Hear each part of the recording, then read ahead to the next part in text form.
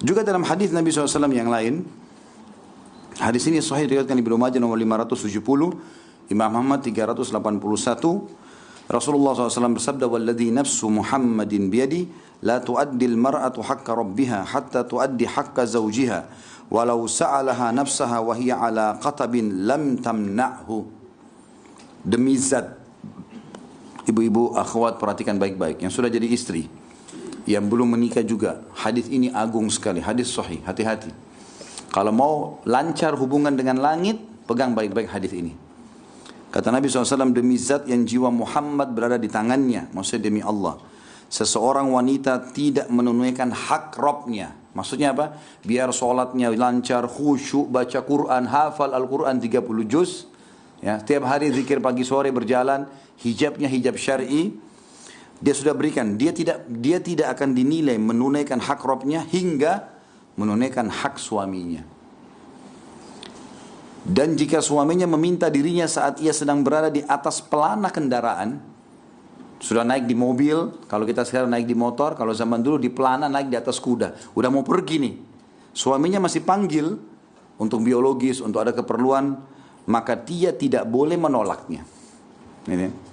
Jadi saking besar haknya di sini. Tentu secara umum makna hadis ini, teman-teman sekalian, kalau kita lihat, kita arahkan kepada akhwat kita, kesannya kayak ada tanda kutip ya, penekanan terhadap wanita tidak bisa nolak ajakan suami secara zahirnya, gitu kan. Padahal tidak ada hadis yang serupa ya, nggak ada hadis serupa. Misalnya seorang muslimah lagi ingin berhubungan biologis atau lagi ngobrol sama suaminya lagi kegiatan lain, tidak ada kata-kata akan dilaknat suami yang tidak datang melayani suami istrinya, nggak ada hadis begitu. Atau Allah murka, atau tidak ada. Tapi perempuan ada. Apa sebabnya kira-kira? Karena Allah sebagai pencipta kita sangat mengetahui karakter-karakter masing-masing, ya. Kalau ibu-ibu pada saat ada keinginan, atau seorang wanita ada keinginan untuk berhubungan biologis atau bercanda dengan suaminya, sebenarnya tidak terlalu masalah kalau ditunda beberapa waktu. Karena memang wanita kalau tidak dipicu, dia tidak akan terangsang. Sudah umum itu fitrah. Kalau laki-laki berbeda. Sebab emosi adalah kasus tidak terlampiaskannya biologis. Apalagi kalau memang dia sudah pernah melakukannya, ya. Kata para ulama, seseorang yang sudah melakukan biologis, ya, maka akan beda secara hormon antara dia sama orang yang belum pernah biologis. Karena orang yang sudah pernah biologis, maka akan berbaur keadaan itu dengan jiwanya, sehingga berpengaruh pada emosi, ya. Jadi ibu-ibu yang suaminya suka emosi, ada masalah di biologisnya itu, ya. Kita sebutkan kenapa wanita di atas pelana kudanya, kalau dipanggil oleh suaminya untuk berhubungan biologis atau melayaninya makan, menemaninya, harus datang, tidak boleh menolak. Dan itu berhubungan dengan ibadahnya si wanita dengan Allah, karena Allah lebih tahu bagaimana menghadapi laki-laki. Jadi harus betul-betul dihadapi seperti yang Allah pandu, penciptanya. Kalau enggak, kita tidak akan bisa. Ibu-ibu tidak akan pernah bisa menghadapi laki-laki dengan cara selain yang Allah ajarkan, tidak mungkin. Apalagi kalau kita mau ikutin pola-polanya orang-orang non-muslim dalam bermuamalah dengan suami, kasarnya, ya, kemudian penindasan, tanda kutip ya, atau mau merasa menguasai. Jadi pasti akan bahaya, satu waktu bisa berontak gitu. Cara menghadapi laki-laki yang Allah sudah ajarkan sebagai penciptanya. Kelembutan, keramahan, ya.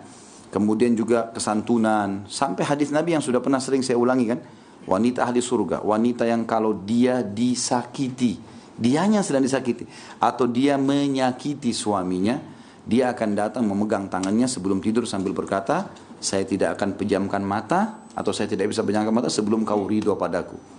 Ternyata laki-laki dengan cara lembut itu, misalnya ibu-ibu mengatakan, maaf ya saya salah, padahal suaminya yang salah. Nanti si laki-laki fitrahnya memang dasar dalam jiwanya akan mengatakan, oh ini orang merendah dengan saya yang salah kok, maafin saya ya. Karena laki-laki biasa terbawa ego, gitu kan. Walaupun dia salah, langsung ibu menghardik mengatakan, kamu salah, kamu begini, maka itu akan jadi masalah. Yang ada adalah defense yang terjadi. Tahukah kamu hak suami atas istrinya? Kalau kau sudah menikah nanti, ingat, hak suamimu ada. Jika pada hidungnya terdapat luka yang mengalirkan nanah, lalu ia menghisapnya, mengeluarkan dengan hisapan mulutnya, maka itu masih belum menunaikan haknya.